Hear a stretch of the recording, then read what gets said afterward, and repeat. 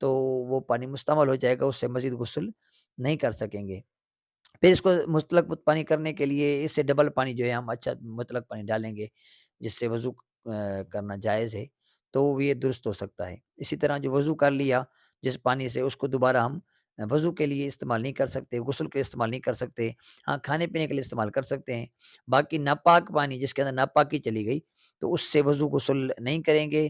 مستعمل پانی کپڑوں کو لگے گا تو کپڑے ناپاک نہیں ہوں گے۔ البتہ ناپاک پانی جو ہے جس کے اندر نجاست کوئی گر گئی ہے، تو اس پانی کے جسم پر یا کپڑوں پر لگنے سے کپڑے اور جسم ناپاک ہو جائیں گے، پھر اس کے پاک کرنے کا ایک مکمل طریقہ ہے۔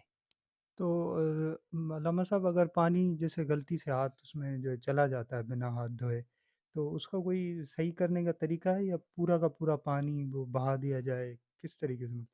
میں نے اس کا حل بتایا کہ اگر اس طرح ہو جائے تو اسے ڈبل پانی اور ڈالا جائے نا،